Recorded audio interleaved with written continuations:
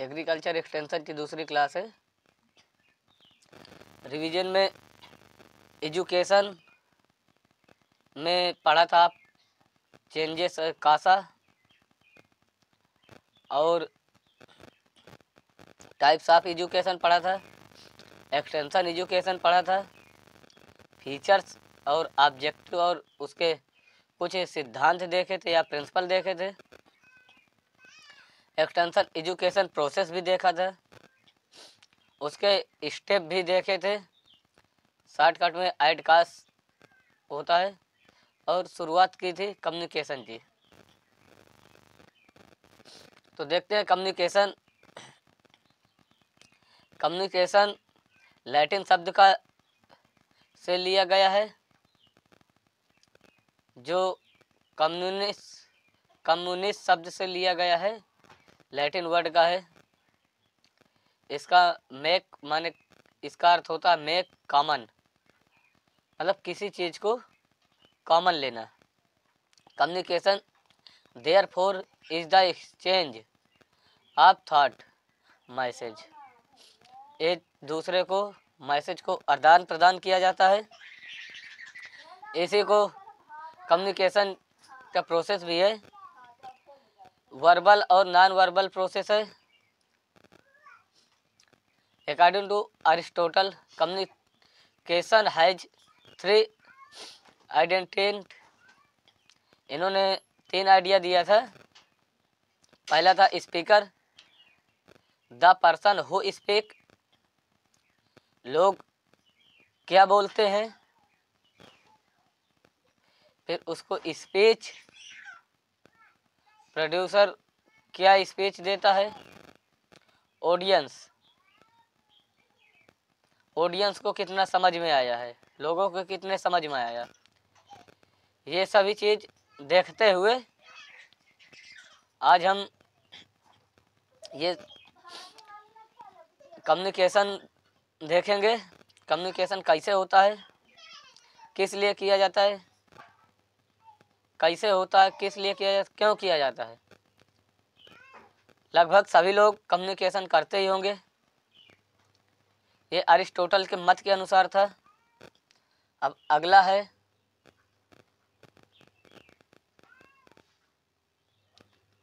Systems of transfer of technology, TOT.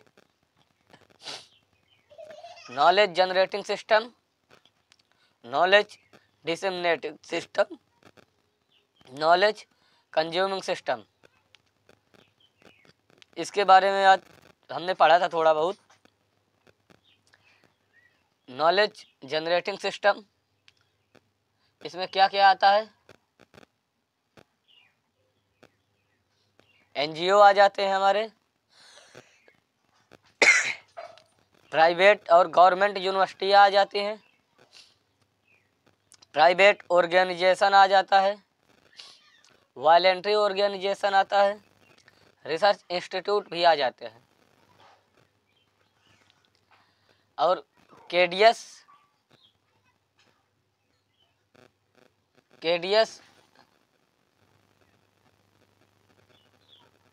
में knowledge disseminating system,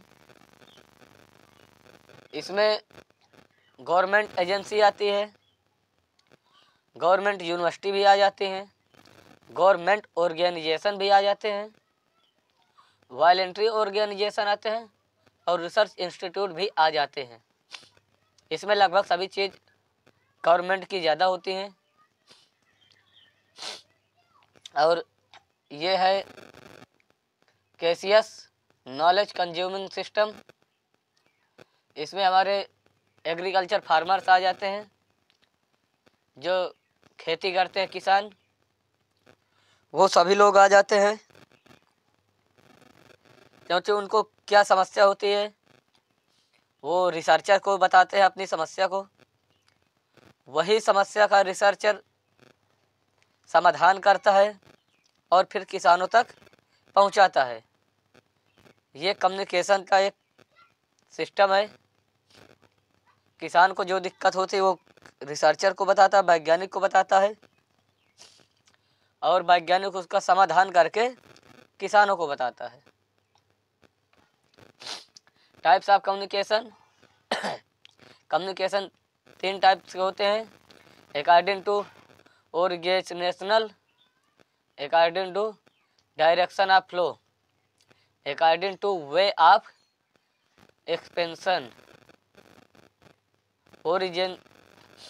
organisational formal और informal हो जाए, डायरेक्शन ऑफ फ्लो के अनुसार डाउनवर्ड, अपवर्ड, हॉरिजेंटल हो गया,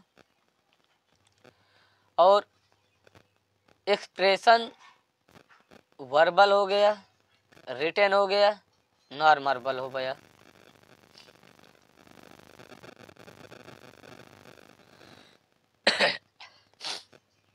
अब देखते हैं वर्बल कम्युनिकेशन और non verbal communication. Verbal communication क्या होते हैं? फेस टू फेस, मतलब लोगों के आमने सामने बात करना, ओवर द टेलीफोन, टेलीफोन पर ज़्यादा बात नहीं होती है, थ्रेड, कीप और जूम, जूम एप्लीकेशन पर भी लोग फेस टू फेस अपनी समस्या का समाधान कर सकते हैं, बातें कर सकते हैं। नॉन वर्बल कम्युनिकेशन है eye contact, body language, physical expression, tone of voice, gestures.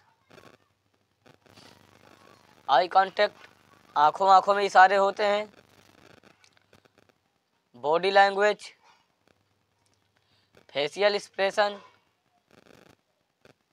Body language हो गया तुम्हारा जो हाथों द्वारा या गर्दन द्वारा कहीं भी इशारा कर दिया जाता है, वह बॉडी लैंग्वेज हो गया। और अगला आता है फेशियल एक्सप्रेशन, चेहरे द्वारा एक्सप्रेशन करके उसे समझाया जा सकता है या किसी को किसी भी प्रकार का संदेश दिया जा सकता है। टोन ऑफ वॉइस, किसी भी प्रकार की आवाज़ निकाल करके भी उसको संदेश दिया जाता है। ये कम्युनिकेशन के टाइप्स हैं। अगला है रिटन कम्युनिकेशन, ईमेल द्वारा लिख कर भेजते हैं, और किसी भी प्रकार की रिपोर्ट लगाते हैं, बुलेटिन पेपर से भी लिख करके भेजा जाता है, किसी को लेटर भी दिया जाता है, टेलीग्राम पर, व्हाट्सएप पर, फेसबुक पर, ट्विटर पर, किसी भी प्रकार से लोगों को लिख करके टाइप करके मैसेज देना वो राइटन कम्युनिकेशन कहलाता है। Listening communication, active listening is the key to all effective communication. ओठों के द्वारा लोगों को कम्युनिकेट किया जाता है, उसको उसी प्रकार से होठों द्वारा ही कम्युनिकेशन किया जाता है, समझाया जाता है, उस तक संदेश पहुंचाया जाता है। अगला आता है विजुअल कम्युनिकेशन। विजुअल कम्युनिकेशन जो बिना किसी आवाज़ के संदेश देना, जैसे फोटो दिखा करके, इमेज द्वारा, या कोई ग्राफ दिखा करके उसको इन्फॉर्मेशन देना, वीडियो दिखा करके उसको संदेश देना। Visual and virtual presentation black board, white board, ये सभी द्वारा लोगों को बिना बोले हुए केवल लिख करके या कुछ दिखा करके उसे या उस तक संदेश पहुंचाया जाता है। ये विजुअल कम्युनिकेशन कहलाता है। आगे आता है classification of communication according to the nature and use content. It has 3 types. 3 प्रकार से कंटेंट दिया जाता है, यूज किया जाता है। इंडिविजुअल और interpersonal communication. It is face to face method, आमने सामने बात करना या उसको आमने सामने मिल करके समझाना। It is person to person, लोगों के द्वारा ही लोगों को समझाना। It is very effective in teaching, किसी भी व्यक्ति को पढ़ा करके समझा करके भी कम्युनिकेशन किया जाता है। उससे इंडिविजुअल मिल करके, पर्सनल मिल करके। एग्जाम्पल टेलीफोन द्वारा, फार्म एंड होम में भी विजिट किया जाता है, वहाँ पर भी समझाया जाता है। या एग्रीकल्चर क्लिनिक हो गया, जहाँ पर लोग बहुत अच्छे से संदेश को प्राप्त करते हैं और उस संदेश का लाभ उठाते हैं, कायदे समझते हैं। सबसे पहली बात होती है कि लोगों को अच्छे से समझा पाना, किसानों को अच्छे से समझाना, उनके हित की बात करना। अगर उनके हित की बात नहीं करते हो, उनका कोई लाभ नहीं है उसमें, तो आपकी बात को नहीं सुनेंगे। पहले आप उनकी समस्या का समाधान करिए, समस्या सुनिए, उसका समाधान करिए, उसके बाद आप अपनी बात को पूर्णतः बताइए। तो किसान या लोग, सभी लोग आपकी बात को समझेंगे और अच्छे से सीखेंगे भी। ग्रुप मेथड,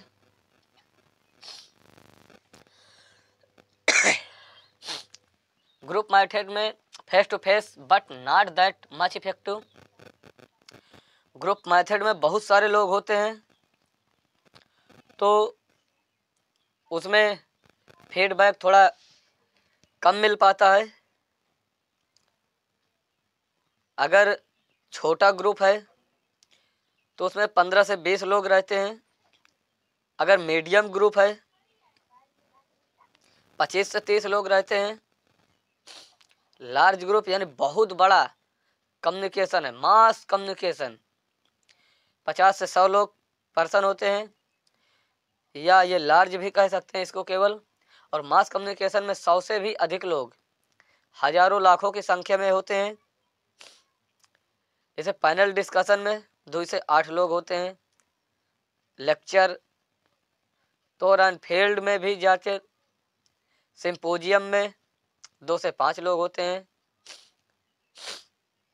पपेट शो हो गया, फ्लैश कार्ड हो गया, सेमिनार ट्रेनिंग हो गई, कहीं पर कैंप लगा के, बुलेटिन बोर्ड द्वारा, पैनल ग्राफ द्वारा, रिजल्ट डेमोन्स्ट्रेशन द्वारा, मेथड डेमोन्स्ट्रेशन द्वारा, ग्रुप मीटिंग द्वारा, स्मॉल ग्रुप ट्रेनिंग द्वारा, स्टडी टूर द्वारा, फील्ड डे और फार्मर्स डे पर भी इसको समझा सकते हैं, बता सकते हैं, लोगों तक यह संदेश पहुंचा सकते हैं। लोग, ये आपका हो गया पपेट शो,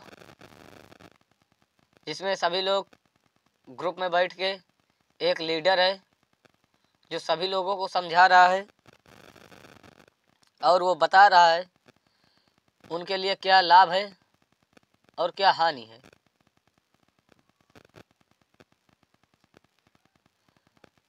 ये पपेट हो गया,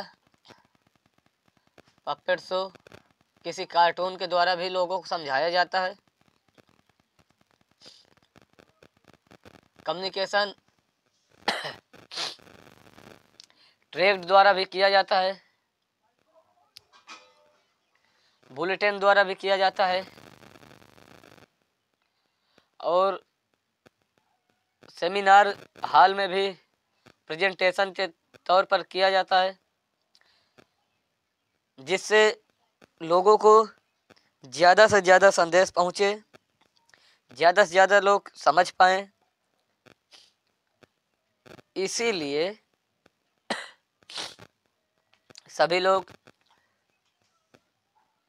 कम्युनिकेशन का हिस्सा बन पाएँ तो समझ में आएगा, उनके हित की बात होगी और वो सभी लोग इस कम्युनिकेशन का संदेश का लाभ ले सकें। इसीलिए कम्युनिकेशन किया जाता है या संदेश दिया जाता है, लोगों को समझाया जाता है, किसानों को उनके फसल से संबंधित किसी भी प्रकार से संबंधित उनको बताया जाता है कि आपका क्या इसमें लाभ होगा, क्या हानि होगी, ताकि किसान। अब आगे आता mass communication. It is more useful for making people for the new agriculture technology. बहुत सारे ऑडियंस को या लोगों को एक साथ में ले करके उनको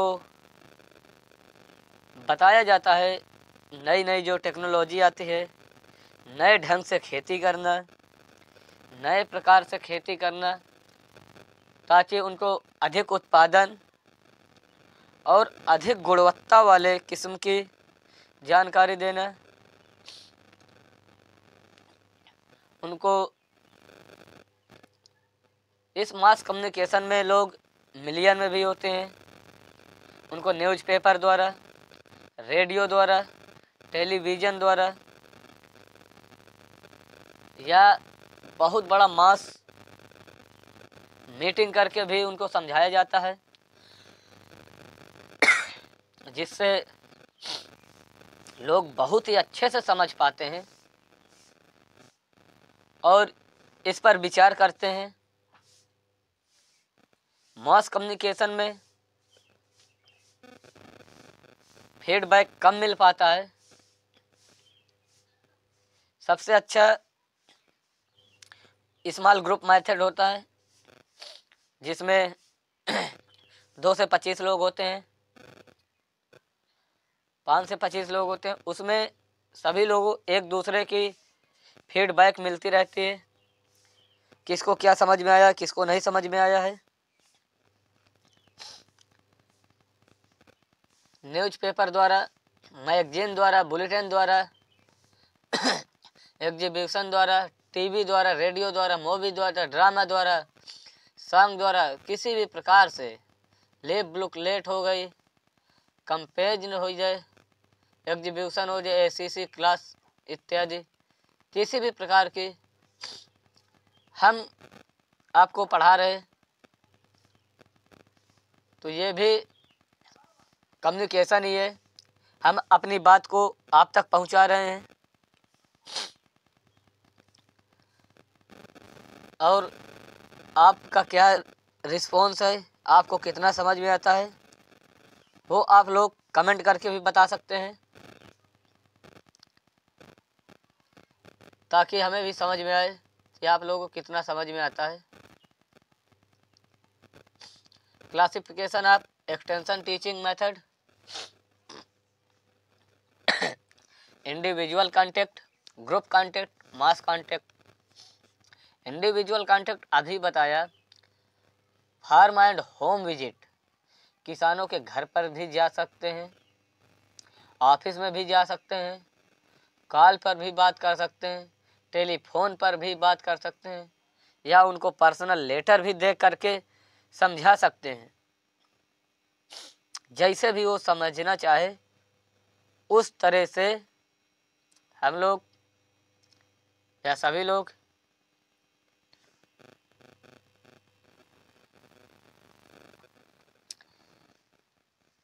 एक दूसरे से पर्सनल लेटर दे करके और सभी प्रकार से उनको समझाने की कोशिश करते हैं या उन तक संदेश पहुंचाने की कोशिश करते हैं ताकि उनको अच्छे से समझ में आ जाए। ग्रुप कॉन्टेक्ट हो गया, रिजल्ट डेमोन्स्ट्रेशन लीडर हो गया। एक लीडर सभी वर्कर को फील्ड में जा करके डिस्कशन करके, मीटिंग करके, कॉन्फ्रेंस में ले करके फील्ड डे के दिन, वर्क फार्मर्स डे के दिन किसी भी प्रकार से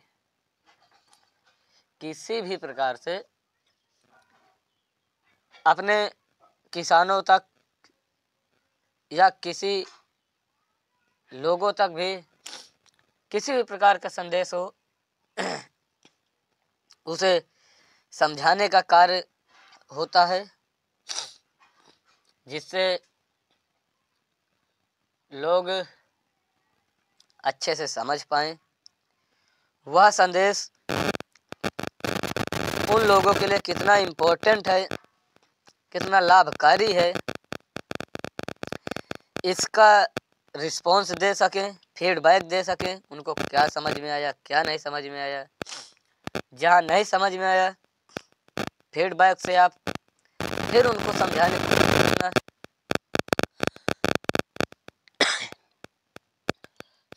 अब है मास कांटेक्ट में बुलेटिन बोर्ड हो गया, फ्लैश कार्ड हो गया, लीफलेट्स हो गया, कंपेज हो गया, न्यूज स्टोरी हो गई, सर्कुलर लेटर हो गया, रेडियो हो गया, फिल्म शो हो गया और टेलीविज़न भी हो गया, एग्जीबिशन हो गया, कोई चार्ट हो गया, किसी वीडियो के माध्यम से, ऑडियो के माध्यम से, इंटरनेट के माध्यम से, किसी भी प्रकार से मास कांटेक्ट करके थोड़े समय में बहुत सारे लोगों को समझाना,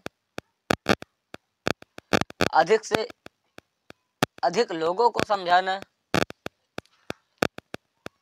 एक बहुत बड़ी बात होती है। मास कांटेक्ट में, मास कम्युनिकेशन में एक चीज़ का फायदा होता है, समय कम लगता है और ज़्यादा हो जाता है। इंडिविजुअल कांटेक्ट में एक एक व्यक्ति से मिलने में समय बहुत लगता है, इसलिए समय का उपयोग बहुत ही महत्वपूर्ण है। समय के लिए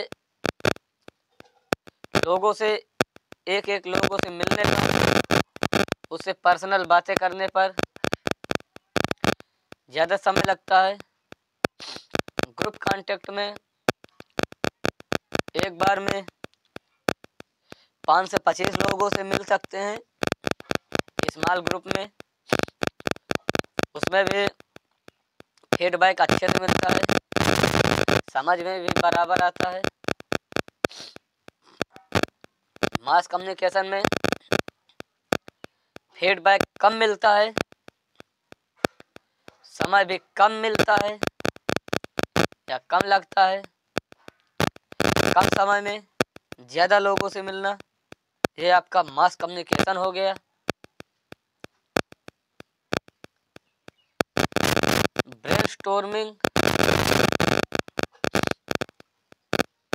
Brainstorming is a group problem solving method that involves the सभी लोगों की, जितने लोगों की ग्रुप में प्रॉब्लम है उनका सलूशन करना, सजेस्ट करना, उनके बारे में डिस्कशन करना, उनको सजेस्ट करना, आइडियाज़ देना, ताकि उनकी समस्या अच्छे से सॉल्व हो सके और उनको समझ में आए जो समस्या है कैसे हल हुई है, कहाँ से हल हुई है, ताकि आने वाली समस्या से वो खुद लड़ सके, खुद उसका सलूशन निकाल सके। एक ग्रुप की प्रॉब्लम को सॉल्व करने एक लीडर का काम होता है, जो उसका मेन लीडर होता है वो सजेस्ट करता है, suggest as many ideas as possible based on their diverse knowledge. उसको नॉलेज देता है, आइडियाज देता है कि यह कैसे सॉल्व होगा, आने वाली समस्या को किसान खुद ही सॉल्व करता है फिर, या लोग खुद ही सॉल्व कर लेते हैं। Buzz session Phillips 66 format, 6 people who discuss a topic for 6 minutes। 6 minute में 6 लोगों की डिस्कशन करना किसी भी टॉपिक पर।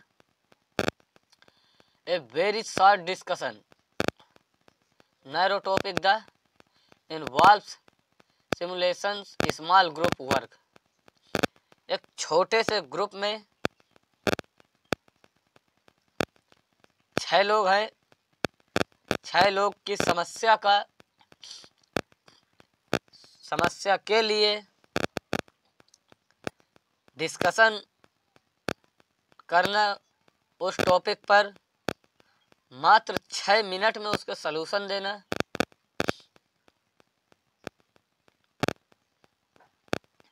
उस पर मेंबर सभी लोग पार्टिसिपेट करना। उस ग्रुप में सभी 6 लोग पार्टिसिपेट होने चाहिए ताकि सभी लोगों को अच्छे समझ में आ सके। बज्ज सेशन और फॉर्म ऑफ ब्रेनस्टॉर्मिंग। बज्ज सेशन बहुत ही अच्छा सेशन है जिसमें लोग शांतिपूर्वक, बिल्कुल शांति से किसी भी सब्जेक्ट का डिस्कशन, किसी भी टॉपिक का डिस्कशन कर लेते हैं। यह बहुत ही अच्छी बात है। कम समय में, कम लोगों में अच्छा डिस्कशन, अच्छा सेशन, अच्छा रिजल्ट मिलना। कम समय यानी 6 मिनट में। According to equipment it has 2 types. Equipment जो 2 टाइप्स के हैं और पहला है प्रोजेक्ट। प्रोजेक्ट में आपका आता है film projector, slide projector, overhead projector, epidiascope, opaque projector. किसी भी फिल्म प्रोजेक्टर कोई फ्लैश द्वारा, चार्ट द्वारा लोगों को समझाना। स्लाइड प्रोजेक्टर पीपीटी बना करके या किसी भी प्रकार से स्लाइड के माध्यम से लोगों को समझाना। उसको कितना समझ में आता है उसका बाद में फीडबैक लेना। आता है non projector, not use of machinery. इसमें मशीन का यूज नहीं किया जाता है। बिना मशीन के लोगों को समझाना। फ्लैश कार्ड पर ग्राफ्स पर, चार्ट पर आप लोग देख सकते हैं।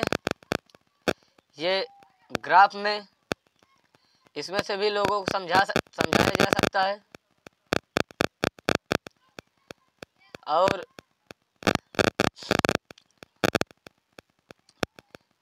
ये ग्राफ्स हो गया, फ्लैश कार्ड हो गया, चार्ट द्वारा चार्ट में कोई करके या लिख करके लोगों को समझाना, कोई फोल्डर द्वारा दिखाना, उसको समझाना, ब्लैक बोर्ड में बैठ करके आराम से उसकी समस्या का समाधान करना, उसकी क्या समस्या है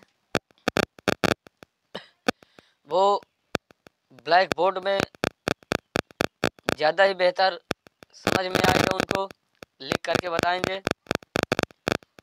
ये नॉन प्रोजेक्ट है जिसमें मशीन का यूज नहीं किया जाता है।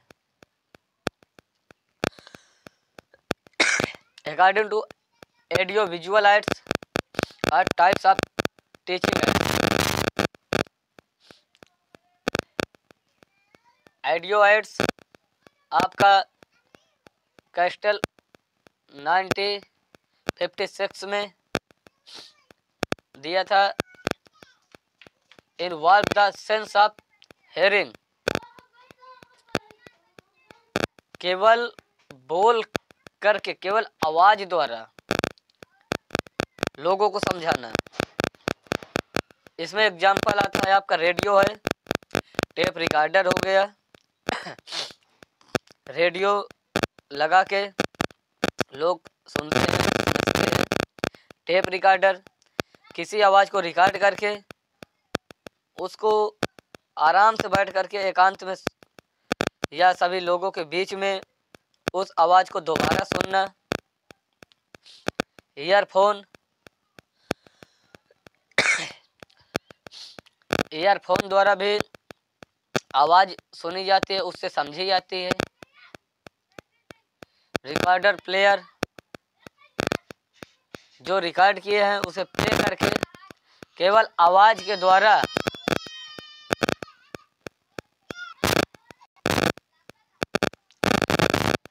उस रिकॉर्ड को प्ले करें और बार बार सुनते हैं, जिससे समझ में आता है। या ऑडियो एड्स है जो लोगों को बहुत ही सिंपल तरीके से, बहुत ही अच्छे से, केवल लोग उसे सुन करके समझें, वह ऑडियो एड्स है। अब आता है video aids, visual aids, sense of vision.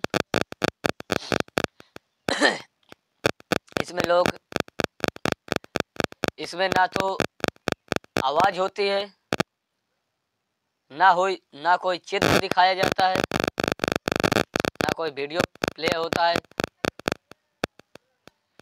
इसमें सिर्फ फोटो दिखती है जिससे लोग सेंस समझते हैं। The aids which use sense of vision are called visual aids. Flash card हो गया, ओवरहेड हो गया, प्रोजेक्टर है, लाइट्स हैं, मॉडल्स हैं, पिक्चर है, मैप है, चार्ट है। इन सभी चीज़ों से हम लोगों को बहुत अच्छा संदेश दे सकते हैं, जिससे लोग हमारी बात को समझ सके। विजुअल आर्ट्स के लिए बहुत ही आसान तरीका है, जहाँ पर विजुअल कम्युनिकेशन के लिए, जहाँ पर जैसे कोई चौराहा है, कोई सिनेमा हॉल है, रेलवे स्टेशन है, बस स्टेशन है, यहाँ पर कोई भी पोस्टर हो, फोटो हो, पिक्चर हो, मैप्स हो, लगा दो। वहाँ पर ज़्यादा से ज़्यादा लोगों का कम्युनिकेशन होगा, ज़्यादा से ज़्यादा लोगों तक संदेश पहुँचेगा। या विजुअल आर्ट्स है।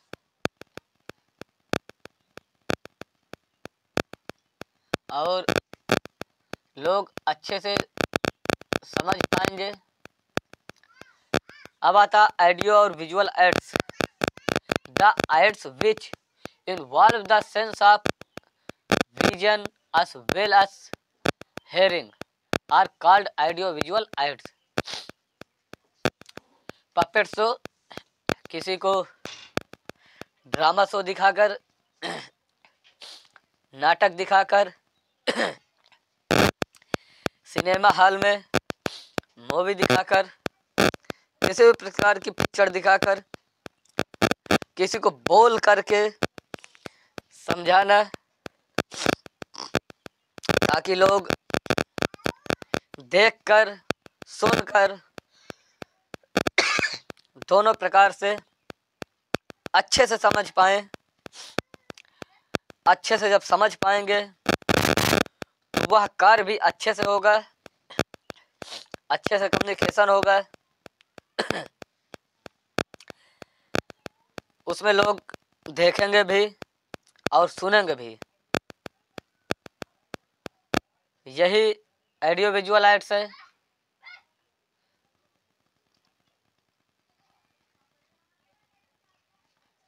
ऑडियो आर्ट्स, विजुअल आर्ट्स आपका चैट के माध्यम से, ये चार्ट आप लोग बना लेना, बहुत इम्पोर्टेंट है। जो ऑडियो आर्ट्स में आता है, टेप रिकॉर्डर हो गया, पब्लिक एड्रेस सिस्टम हो गया, टेलीफोन हो गया, रेडियो हो गया, जिनसे लोग केवल सुनते हैं, आवाज को सुनते हैं, उसको देखते नहीं हैं, वह ऑडियो आर्ट्स है। अब आता है विजुअल आर्ट्स। विजुअल आर्ट्स दो प्रकार से हैं, नॉन प्रोजेक्टेड और प्रोजेक्टेड। नॉन प्रोजेक्टल चाक बोर्ड हो गया, लोगों को लिख करके समझाना। बुलेटिन बोर्ड हो गया, पैनल ग्राफ हो गया, और फ्लैश कार्ड हो गया, फ्लिप चार्ट हो गया, पिक्चर ऑफ फोटोग्राफ हो गया, पोस्टर हो गया, स्पेसमैन मॉडल ड्रामा हो गया, डायग्राम हो गया, मैप हो गया, चार्ट हो गया एंड ग्राफ हो गया। ये सभी चीज़ों से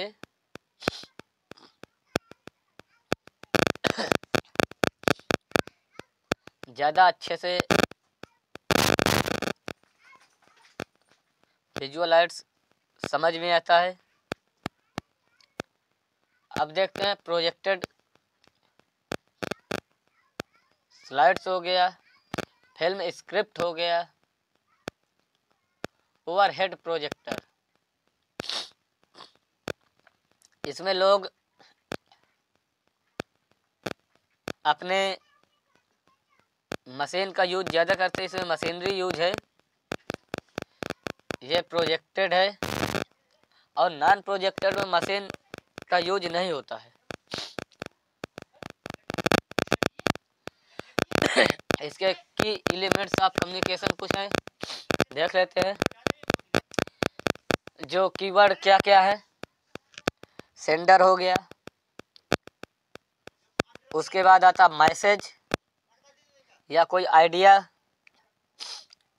उसके बाद सेगमेंट किया जाता है, इनकोडिंग किया जाता है, उसके बाद कम्युनिकेशन मीडियम हो गया, किस माध्यम से संदेश को भेजा जा रहा है, चैनल क्या है, उसके बाद रिसीवर तक पहुंचता है, रिसीवर चैनल के बाद वो मैसेज डिकोडिंग होता है, जब रिसीवर तक पहुंचता है, रिसीवर रिसीव करता है वो मैसेज, फिर डिकोडिंग हो करके रिसीवर को समझने योग्य बनाता है, फिर रिसीवर मैसेज को रिसीव करके समझ करके उसका रिस्पॉन्स फीडबैक सेंडर को देता है। उसको कितना समझ में आया है? ये आपका है, ये सेंडर है। सेंडर मैसेज को सेंड करेगा, उसकी इनकोडिंग होगी, उसके बाद चैनल बनेगा, मैसेज किस माध्यम से जा रहा है, फिर डिकोडिंग होगी, फिर रिसीवर तक पहुंचेगा। रिसीवर मैसेज को रिसीव करेगा, देखेगा, समझेगा, सुनेगा, फिर वो अपना फीडबैक जब देगा इनकोड कर देगा। सेंडर फिर उसे जब दोबारा पाएगा फीडबैक उसका, तो फिर वो डिकोड होके सेंडर तक पहुंचेगा, उसको फीडबैक मिलेगी।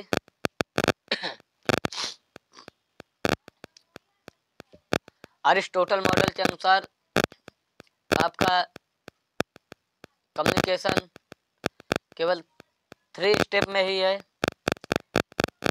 स्पीकर हो गया, स्पीच हो गया और ऑडियंस हो गया। स्पीकर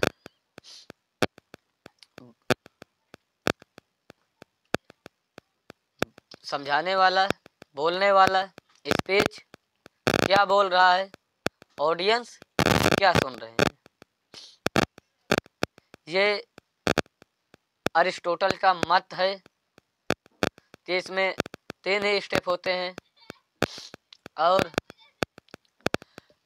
आगे है साइनन वीवर्स मॉडल। साइनन और वीवर्स इसको क्या अपना मत दिए हैं इसमें। उन्होंने बताया है कि पहले सोर्स देखेंगे कि उसका सोर्स क्या है, क्या चीज़ हमें सेंड करनी है। उसके बाद ट्रांसमीटर देखेंगे, उसमें कितना समय लगेगा। उसके बाद आता है सिग्नल। सिग्नल सही है कि नहीं सही है, लोगों तक कितनी देर में ये मैसेज पहुंचेगा। उसके बाद आता है रिसीवर। सिग्नल से होकर के जब रिसीवर तक पहुंचेगा, जिसके पास मैसेज भेजा गया था, वो मैसेज को रिसीव करेगा। उसके बाद मैसेज को रिसीव करने बाद वह डिस्टिनेशन करेगा मैसेज का। यह साइनन और वीवर का मत है। साइनन वीवर का मत है, मॉडल है। इस प्रकार साइनन वीवर अपना मत दिए हैं। पहले सोर्स है, ट्रांसमीटर है, उसके बाद सिग्नल आता है, उसके बाद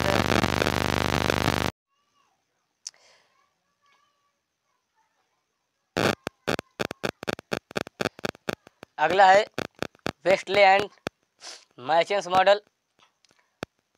इन्होंने कहा था, इनके मॉडल के मत के अनुसार है, पहले सेंडर आता है, उसके बाद उसका इनकोडर होता है, मतलब जो मैसेज दिया जाता है उसका इनकोडर, उसको कोड किया जाता है।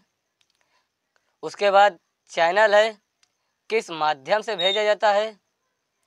उसके बाद उस चैनल का डिकोडर किया जाता है, मैसेज को डिकोड किया जाता है, कोड से हटाया जाता है, ताकि जो भी चीज़, जो भी मैसेज दिया जाता है अगले आदमी को या किसानों को या लोगों को, तो वह मैसेज को रिसीवर, जो भी रिसीवर है, वह अच्छे से पढ़ सके और समझ सके। इसीलिए पहले सेंडर है, फिर इनकोडर है, फिर चैनल है, फिर डिकोडर है, फिर रिसीवर है। ये वेस्टले का मत है कि इसमें 5 स्टेप होते हैं। अगला है बर्ले मॉडल। बर्ले के 4 मॉडल हैं, 4 स्टेप हैं। SMCR, इसे शार्ट में पढ़ेंगे तो SMCR, S source, M message, C channel, R receiver. Source क्या है, फिर मैसेज क्या है, चैनल कौन सा है, रिसीव कौन करता है। इसको शार्ट में SMCR मॉडल और डिवाइड बर्ले मॉडल कहा जाता है। यह बर्ले ने 4 मत दिए थे अपने, सोर्स, मैसेज, चैनल, रिसीवर। और आगे है SMCRE मॉडल। यह रॉगर या सी मेकर का है। इन्होंने कहा था सोर्स क्या है, मैसेज क्या है, चैनल कौन सा चैनल है, किस माध्यम से भेजा जाता है। उसके बाद भेजने के बाद रिसीवर आता है, रिसीव कौन करता है। रिसीव के बाद इफेक्ट क्या है, इफेक्ट उसमें गलतियाँ क्या है, उस मैसेज में क्या गलती है वो इफेक्ट बताना, सेंडर को फीडबैक देना। रिसीव सोर्स के माध्यम से जो भी मैसेज दिया गया है उसका जो है उसका क्या इफेक्ट है वो देखना। अगला है लीगन्स ने 1963 में CMCTAR, इसको शार्ट में पढ़ेंगे CMCTAR। ये याद करने से यही ट्रिक है, यही एक अच्छी ट्रिक है जिसे जल्दी याद हो सकता है। ये परीक्षाओं में पूछने वाला बहुत ही महत्वपूर्ण प्रश्न है। यह प्रश्न बहुत ही ज़्यादा परीक्षाओं में पूछा जाता है, इसीलिए इसको ज़्यादा ध्यान दे, याद कर ले। लीगन्स ने कहा था, लीगन्स ने अपना मत 6 स्टेप में दिया है। पहला है कम्युनिकेटर कौन है। कम्युनिकेटर मैसेज क्या कर रहा है, किस माध्यम से या किस चैनल से भेज रहा है, उसमें कोई ट्रीटमेंट की या किसी गलती की कोई ज़रूरत तो नहीं है, गलती है तो उसको ट्रीटमेंट करके सुधारा जाए। उसके बाद सुधारने के बाद आगे भेजते हैं, ऑडियंस को प्राप्त होता है।